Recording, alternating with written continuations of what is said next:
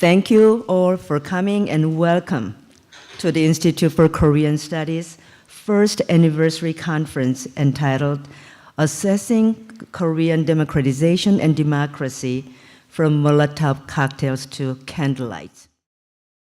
Today's conference was made possible with funding from the Dr. Lee Se-ung Distinguished Lecture Series on Korean Global Affairs, and I would like to thank Dr. Lee.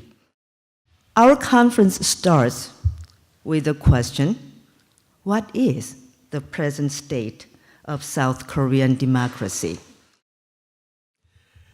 What I want to do is to examine 3 episodes of extreme violence before, during, and after the Korean War, and then try to draw some conclusions about the contribution to civil society and democratization of the Republic of Korea from these episodes, and especially the activities of the survivors and victims.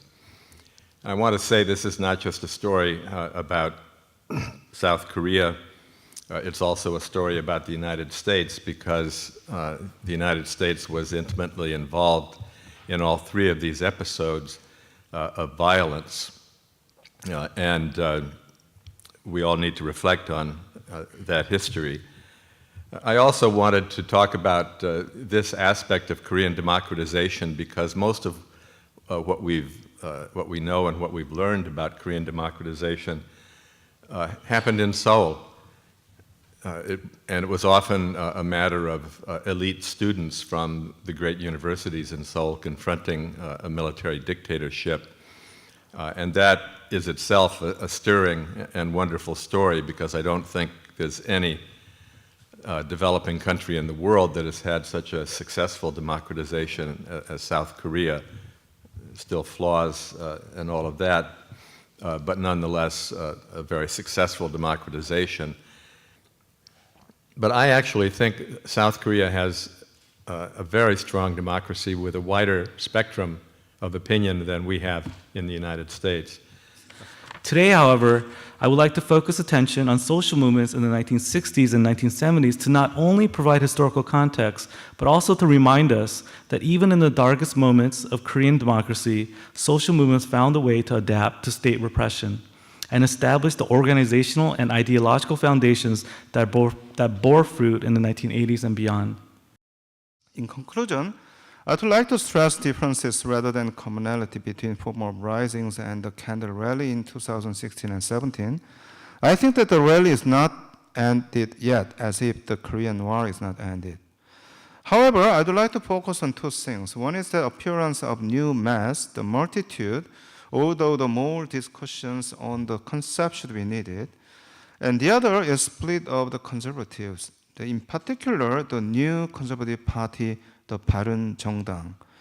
I think that the future of South Korean politics would heavily rely on the future of the Bareun 정당 as the small part of the new group of the conservatives, which tries to innovate the conservatives and is different from the new right group during the Lee Myung-bak and Park Geun-hye administration.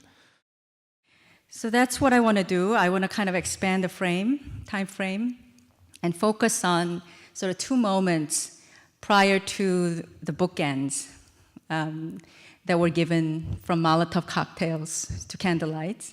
So Molotov cocktails, which I associate with the 1980s student movement, so 1970s, and the candlelight vigils and revolution in 2016 to 17, so going back to 2011 and 2012.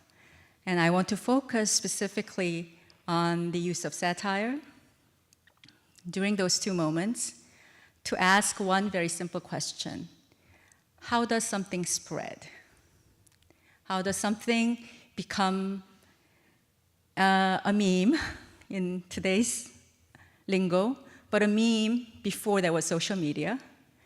How do masses, multitudes, find something worth spreading?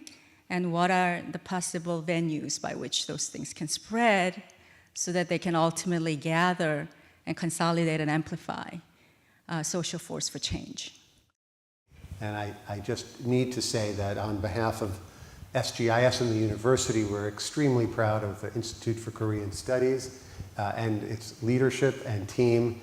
And we're also very proud of our Department of East Asian Languages and Cultures, which for more than half a century has been one of the nation's leading departments in the field, and which continues to grow and thrive in the school. And I want as well to thank, as Professor Kim did, Dr. Lee Se-ung for making this conference possible. So I think that Korean democracy has had a lot of ups and downs, which we can talk about.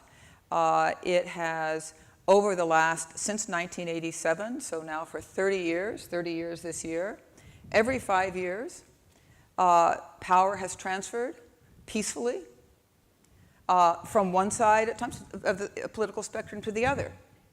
And it has happened peacefully, and Korea's economy has continued to, for the most part, grow and prosper, and Korea has continued to grow in its ability not only to live in security, but to play a responsible and growing role in the global community. And to be an example to other countries in many ways, including in some of the challenges faced. And we've talked about some of those today. I think we'll talk about them some more. And one reason I've many, as you can kind of see, I was so happy to go back to Korea is because my sense about Korea, and it still is that notwithstanding the continued salience and intensity and pain of a lot of these historical issues that do need to be addressed, and my goodness, I mean, if we get into a process with North Korea, then the task becomes all the more essential and all the easier.